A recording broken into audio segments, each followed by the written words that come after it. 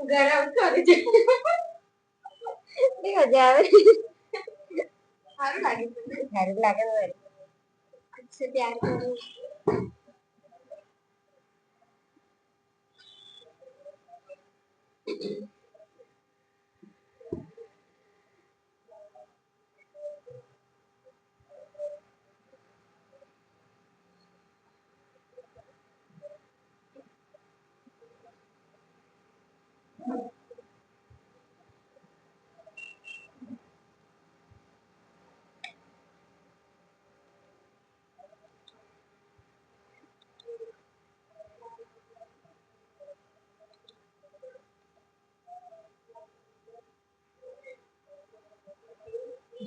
અહીંયા સ્ટાર્ટ મેળવ્યું ને ફોટોશોપ છે બરાબર આને સિલેક્ટ કરવાનું છે 64 બીટ વાળું CS6 માં પછી નવું વર્ઝન બી નાખવાના છે અમને આપણી પાસે છે આ તો ફોટોશોપ ફોટો એડિટિંગ માટે બરાબર આમાં તમને મજા આવશે લાવતે તમને યુનિક લાગે એ આવડી હોય કે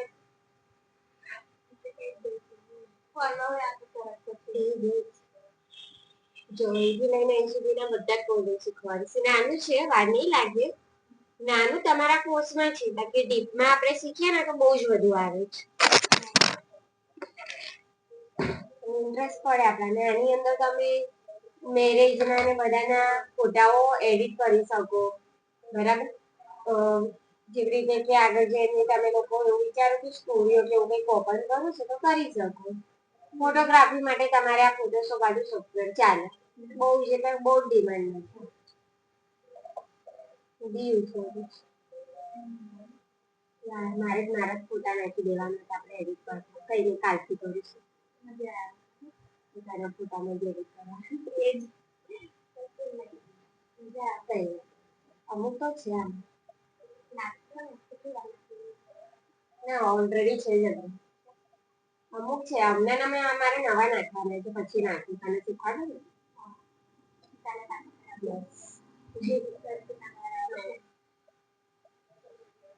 જો અહીંયા ફાઇલ વાળો ટોપિક છે બરાબર અને સિલેક્ટ કરવાનું એની અંદર સૌથી પહેલા આપણે સિલેક્ટ કરીશું ન્યૂ એટલે કે કંટ્રોલ એનો શોર્ટકટ નવું પેજ આપણને મળશે પેજની સાઈઝ અલગ અલગ પ્રકારની મળે આપણને આની અંદર અહીંયા જ્યારે વેબ લખેલું છે એના પર આપણે ક્લિક કરીશું તો અલગ અલગ ઓપ્શન્સ આપેલા છે મોબાઈલ એન્ડ ડિવાઇસ છે વેબ છે ફોટો છે બધાનું અલગ અલગ એક યુઝ હોય હમણાં માટે આપણે લેવાનું છે વેબ બરાબર નીચે પેપરની સાઈઝ આપેલી છે એ બી આપણે કોઈ બી લઈ શકીએ નાની જોઈએ મોટી જોઈએ બરાબર અધરવાઇઝ અહીંયાથી સિલેક્ટ કરીએ તો અહીંયાથી પણ આપણે ચેન્જીસ કરી શકીએ વિડ એન્ડ હાઇટમાં આપણે બદલી શકીએ જો હું પછી બતાવીશ હમણાં હજુ સ્ટાર્ટ કરીએ છીએ તો કોઈ ચેન્જીસ નહીં કરવાના અહીંયાથી વેબ અને સાઈઝમાં જે જોઈએ સિલેક્ટ કરી દેવાનું એની વન અને ખાલી અહીંયા કરી દેવાનું ઓકે આ રીતે એનું એક પેજ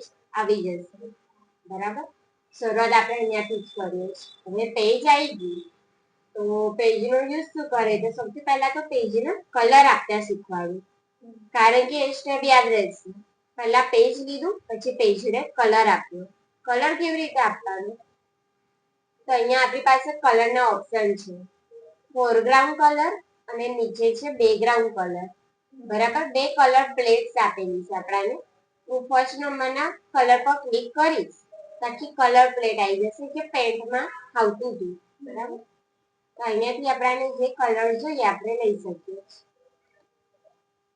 અને અહીંયાથી આ રીતે પછી શેડિંગ કલર આપણે ક્રિએટ કરી દેવાનો ન્યૂમાં જે દેખાય ને આપણો મેઇન કલર જો એ કલર આપણને પાછળ મળશે બરાબર હું અહીંયાથી આને ઓકે કરી દઈશ આ કલર આવ્યો નીચે બી હું અલગથી કલર રાખું છું બે ઓપ્શન આપણને આપેલા છે બરાબર આપણને જે જોઈએ આપણે લઈ શકીએ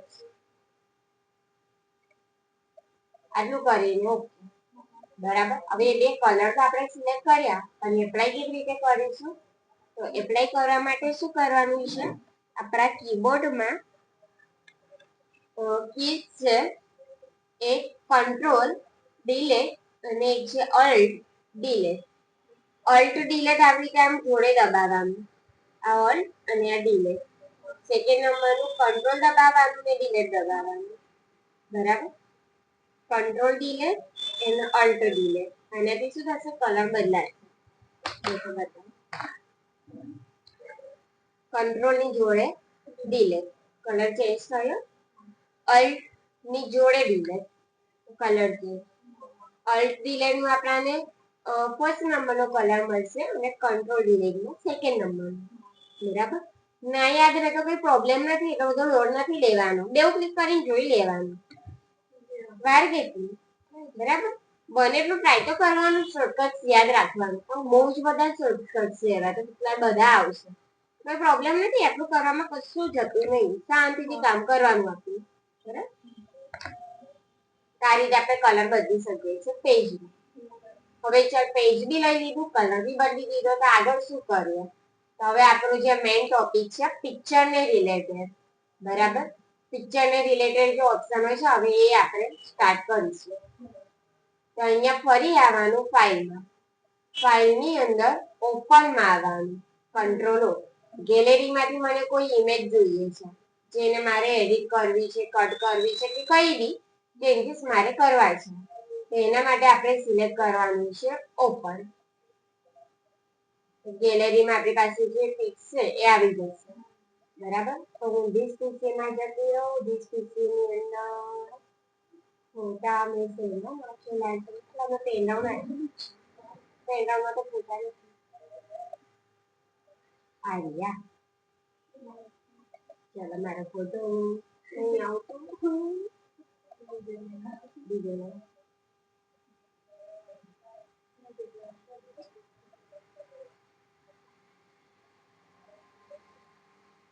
આખો ફોટો કઈ છે?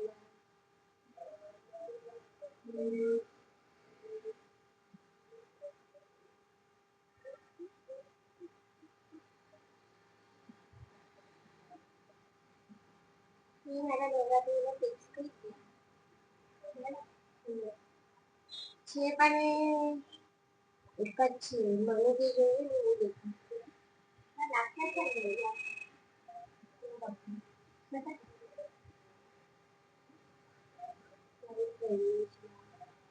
મારે જ છે બીજા હતા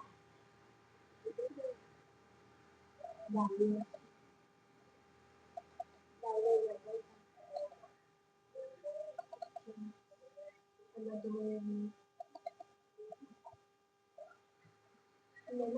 કાઢી દીધા છે એડિટર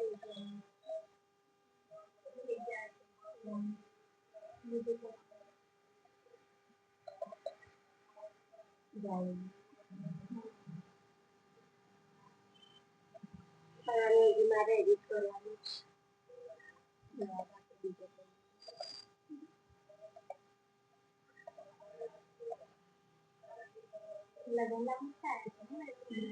હા એ તો મને લીધા જ નહીં પહેલા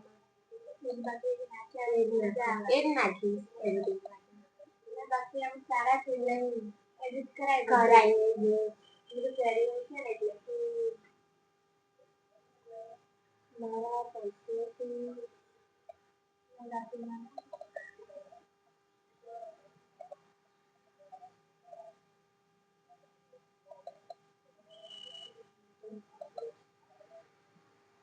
હતા ને બહુ બધા એકદમ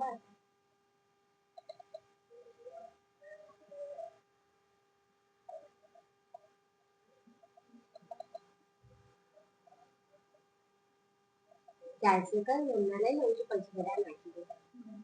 હજી તો કેટલું બધું શીખવાનું છે.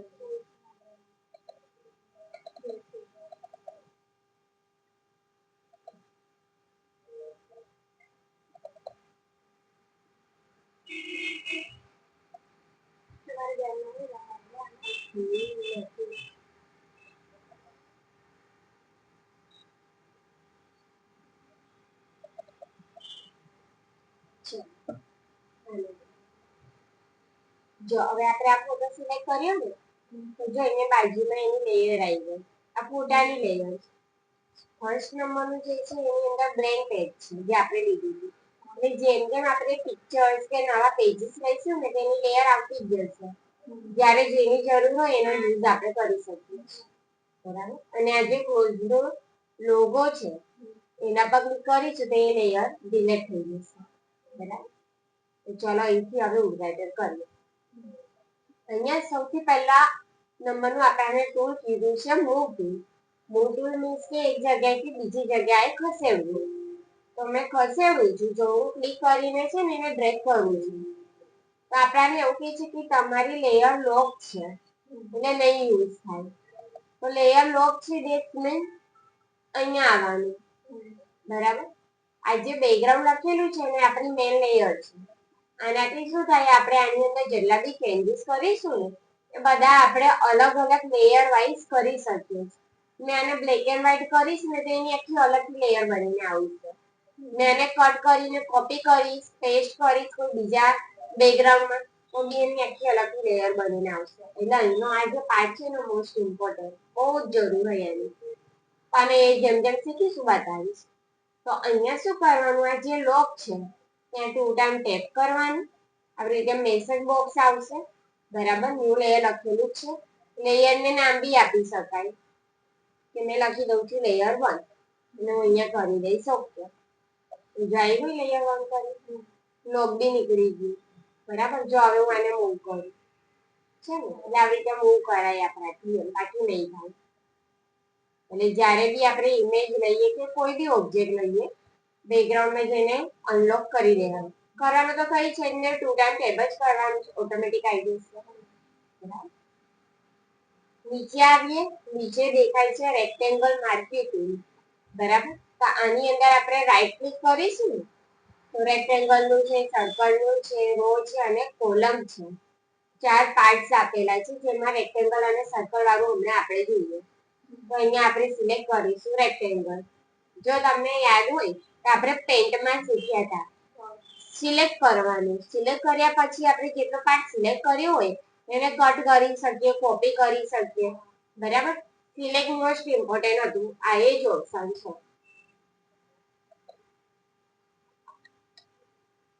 તો જો અહીંયાથી મેં આટલો પાર્ટ સિલેક્ટ કર્યો. બરાબર. સિલેક્ટ કર્યા પછી પ્રેસ કરવાનું કંટ્રોલ સી મીન્સ કે કોપી ને અહીંયા જો ક્લિક કરીશ કંટ્રોલ વી મીન્સ કે પેસ્ટ. બરાબર. પહેલા કંટ્રોલ સી અને પછી કંટ્રોલ વી. યસ. જો અહીંયા લેયર 2 આવી ગયું. બરાબર. હવે અહીંયા મેં આ ક્લિક કરીશ મૂવ ટૂલ. જો અહીંયા મને આઈડિયા છે કે અહીંયા એની ઉપર પેસ્ટ કર્યું છે ફોટો અહીંયા આવી ગયો છે. ઓકે. ફોટાને શું કર્યું એને કોપી કરી દીધું. આટલું કર્યા પછી પ્રેસ કરવાનું છે કંટ્રોલ ટી. બરાબર. ટીથી શું થશે આપણે જે પેસ્ટ કર્યું એ લેયર પર આ રીતે સિલેક્શન આવી જશે જેનાથી આપણે સાઈઝને નાની મોટી કરી શકીશું. અધરવાઇઝ એક જગ્યાએથી બીજી જગ્યાએ મૂકી શકીશું. ઓકે. પછી અહીંયા રાઈટ આવે ને રાઈટ પર ક્લિક કરી દેવાનું. બરાબર. હું ફરી કંટ્રોલ વી કરીશ ફરી બીજી ઇમેજ આવશે ધેન કંટ્રોલ ટી. હું આની સાઈઝ નાની કરી દઈશ.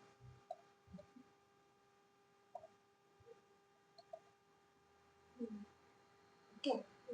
અધરવાઇઝ બાજુનું જે પેજ છે ત્યાં હું ક્લિક કરીશ અને અહીંયા કંટ્રોલ વી કરીશું ખબર તો બી આવી જશે. બરાબર. Control T.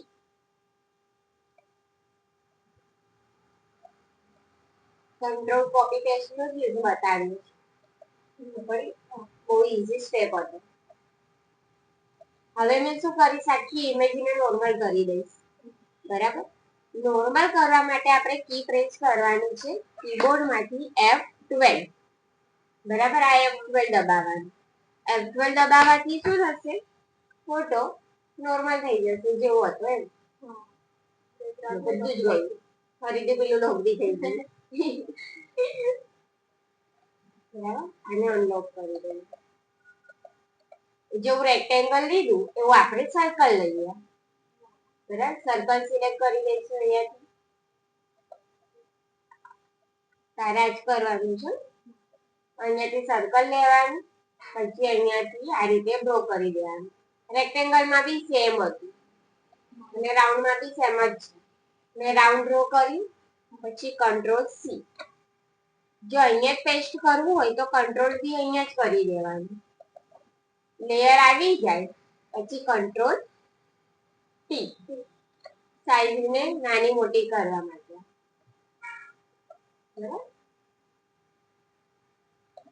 પછી એન્ટર, ને તો ઉપરથી રાઈટ. બરાબર. અહીંયા પેસ્ટ કરીશું તો અહીંયા ફોટો આવી જશે, અને સાઈડના પેજ પર ક્લિક કરીને કરીશું તો અહીંયા આવી જશે. બરાબર. કંટ્રોલ સી, વી અને ટી આનો ખાસ આપણે યુઝ કરીએ. ઓકે, ફરી હું બાજુની લેયરમાં આવી ગઈ અને નોર્મલ કરવા માટે આપણે યુઝ કર્યો F12. નોર્મલ કરવા માટે F12 જેવું હતું એવું પાછું. ઓકે, યાદ રહ્યું આટલું? તો આની જ અંદર એક ટ્વિક છે કે અહીંયા આપણે જ્યારે રેક્ટેંગલ અને રાઉન્ડમાં કટઆઉટ કરીને આપણે જે પેસ્ટ કરીને મૂક્યું છે તો આપણને સેમ એકદમ રેક્ટેંગલમાં અને સર્કલમાં જોવા મળે છે. મને આજુબાજુનો જે શેપ છે એને થોડો બ્લર કરી દેવો છે. મને એમ કટઆઉટ નહીં બતાવ્યું કે પ્રોપર રેક્ટેંગલ ના દેખાય કે પ્રોપર રાઉન્ડ ના દેખાય એમ હોય એવું જ, પણ એની જે ધાર દેખાય છે કે આ કેવું રાઉન્ડ શેપ દેખાય છે, પ્રોપર રેક્ટેંગલ દેખાય છે એવું નહીં જોઈતું મને. નોર્મલ ઇમેજ જોઈએ છે કે પેજની અંદર જ દેખાય. ફોર એક્ઝામ્પલ બતાવું એટલે આઈડિયા આવે. જ્યારે બી અહીંયાથી રેક્ટેંગલ કે રાઉન્ડ આપણે સિલેક્ટ કરીએ બેમાંથી કોઈ બી, બેવનો સ્ટેપ આ સેમ છે. પહેલા રેક્ટેંગલથી સ્ટાર્ટ કરીએ. અહીંયાથી આપણે પહેલા રેક્ટેંગલ લીધું તો એ જ રીતે રેક્ટેંગલ લઈ લેવાનું. પછી અહીંયા ફેદર લખ્યું છે જેમાં 0 px છે, બસ આ 0 ને હટાવી દેવાનું. 0 ને હટાવીને 45 55 જે બી લખવું હોય એ ટાઈપ કરવાનું. પછી અહીંયાથી આને કવર કરવાનું. આટલું જ નવું છે. જો આ રેક્ટેંગલ નો શેપ જોયું, થોડો રાઉન્ડમાં થઈ ગયો એટલે ખબર પડી જશે કે એનો પાર્ટ રાઉન્ડમાં આવશે. બરાબર. હું આને આવી રીતે સેટ બી કરી શકું છું. ડ્રો કર્યા પછી મને એવું લાગે કે મેં બરાબર ડ્રો નહીં કર્યું તો ખસેડી બી શકાય. બસ આટલું કરીને control C, control V, control T. સરસ, ચાલી આગળ જો દેખાય છે ફરક છે ને? આજુબાજુનું બ્લડ થઈ ગયું. પ્રોપર રેક્ટેંગલ નહીં દેખાય, બ્લડ દેખાય છે. બરાબર. અહીંયાથી મેં આની અને અહીંયા રાઈટ, અહીંયાથી મેં એને થોડું લાઈટ બી કરી શકું છું, જેના માટે અહીંયા ઓપેસિટી આપ્યું છે. ત્યાં એરો પર ક્લિક કરવાનું અને જે એરોઝ આવે એને થોડું લેફ્ટમાં લઈ જવાનું જો ફોટો લાઈટ થાય.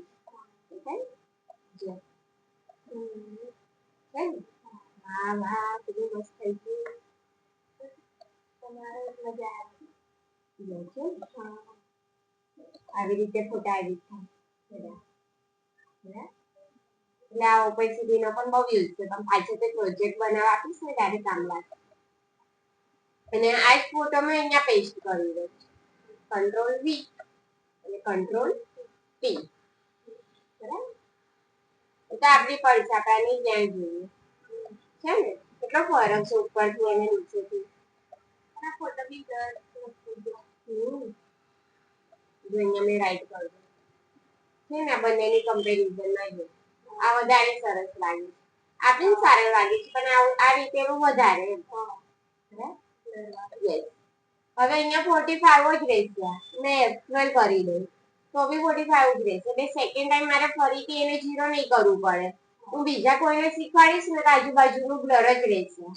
એટલે મેં આને પહેલા નોર્મલ કરી દઉં છું શીખવાડવા માટે. બાકી અહીંયા 45 હશે તો કોઈ પ્રોબ્લેમ નથી આપણે. તારા કોમ્પ્યુટરમાંથી જોઈ લેજો. બેવ જોઈ લેવાનું. પહેલા નોર્મલ વાળું જોઈ લેવાનું, પછી સેકન્ડમાં મેં આજે ફિક્સર વાળું બતાવ્યું એ જોઈ લેવાનું. જો આ સર્કલમાં બી હું ચેન્જ કરી દઉં, 45 લઈ લઉં અને પછી draw. Same control C, control V અને કંટ્રોલ ટી. રાઉન્ડ માંથી છે ને બાજુના પેજ પર આવીને બી પેસ્ટ કરી દઉં, કંટ્રોલ વી, કંટ્રોલ ટી.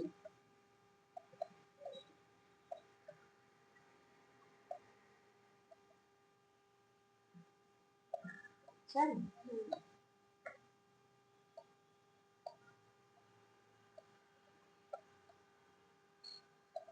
એટલે આટલું ફરક છે રેક્ટેંગલ સર્કલમાં અને બ્લર વાળા. પછી જયારે તું એને બીજી ઇમેજ પર આવી જાય ને તો અહીંયા છે ને એક ઓપ્શન આપેલો છે બ્લેન્ડિંગ મોડ, આ વાળું. આ જે નોર્મલ લખ્યું છે ને એના પર ક્લિક કરવાનું, અને કશું યાદ નહીં રાખવાનું, ખાલી ક્લિક કરવાનું, સેકન્ડ નંબર થી ક્લિક કરવાનું નોર્મલ ની નીચેથી. આ રીતે એના ઓપ્શન જોવા મળશે તમને. ફિલ્ટર ટાઈપનું, બરાબર. વારંવાર માઉસ થી ક્લિક ના કરવું હોય તો કીબોર્ડ ની અંદર જે ડાઉન એરો ની કી છે એને પ્રેસ કરવાની. દેખાય છે? જોયું અહીંયા ઓપ્શન્સ બદલાય છે અને મેં ડાઉન એરો ની કી પ્રેસ કરું જો એ જ છે. એક વખત ક્લિક કરી દેવાનું એટલે બધા જ ઓપ્શન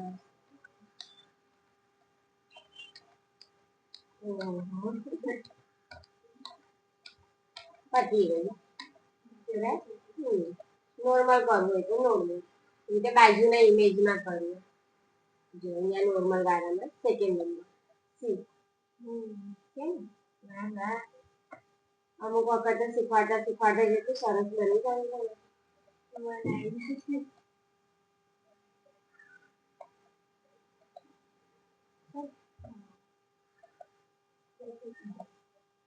આ બી સરસ. આવું બધું છે. ફિલ્ટર જ છે એક જાતનું. જેની જરૂર હોય લેવાનું, ના જરૂર હોય તો નહીં લેવાનું,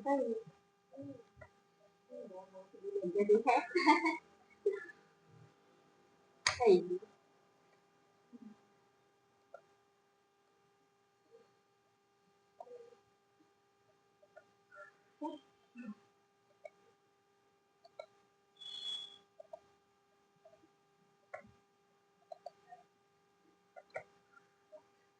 બરાબર, આ રીતે એટલો જ સ્ટેપ છે આજ માટે, કારણ કે બધું ભેગું થઈ જશે નહીં. પડી આપણે ભાવશો કરતા યાદ હોય આખું સંભવ. શોર્ટકટ કી કઈ કઈ આપણે યુઝ કરી? Control delete and delete. Control Z, control C, control V અને કંટ્રોલ ટી. હા, વાહ વાહ, જોરદાર. Control C copy, control V paste. બરાબર, સિલેક્ટ કર્યા પછી કંટ્રોલ ડિલીટ અને અલ્ટર ડિલીટ પેજનો કલર ચેન્જ કરવા અને ટોટલી નોર્મલ કરવા માટે F12. ટોટલી નોર્મલ શેમાં થશે? જ્યાં આપણે ઇમેજ લીધેલી છે આ પેજની અંદર નહીં થાય નોર્મલ, F12. બરાબર, આ ઇમેજમાં થશે ઓરિજિનલમાં. ઓરિજિનલ ઇમેજમાં આપણે ચેન્જીસ કર્યા છે ને એને નોર્મલ કરવું છે ત્યારે F12 નો યુઝ થાય છે. ઓકે, બસ. પછી હજી ડિલીટ કરવાનું બધું બહુ જ છે. આને બી મારે ડિલીટ કરવું હશે ને તો મારું સિલેક્શન એની પર હોવું જોઈએ. અહીંથી મારું ક્લિક બેકગ્રાઉન્ડ પર હશે ને હું ડિલીટ દબાઈશ, બેકગ્રાઉન્ડ નીકળી જશે. બરાબર, તો આમાં બી કંટ્રોલ ઝેડ તો છે જ આપણી પાસે, મિસ્ટેક થાય તો કંટ્રોલ ઝેડ દબાઈ દેવાનું. હવે મારે ઉપરની આ લેયર ડિલીટ કરવી છે તો અહીંયા લેયર 1 પર ક્લિક કરવાનું. આપણને અહીંયાથી જ ખબર પડશે આ કે આપણી પાસે ઓરિજિનલ ઇમેજ છે ને આ ડુપ્લિકેટ છે. બરાબર, તો મેં એના પર ક્લિક કરેલું છે, પછી હું ડિલીટ કરીશ તો એ જશે. એટલે એના પર સિલેક્શન હોવું જોઈએ. ઠીક છે, તો બસ આજ માટે આટલું કરીએ. કાલે ડે 2 સેકન્ડ પાર્ટ. બરાબર, કાલે બીજા ટોપિક પર જોઈએ. એમાં છે થોડું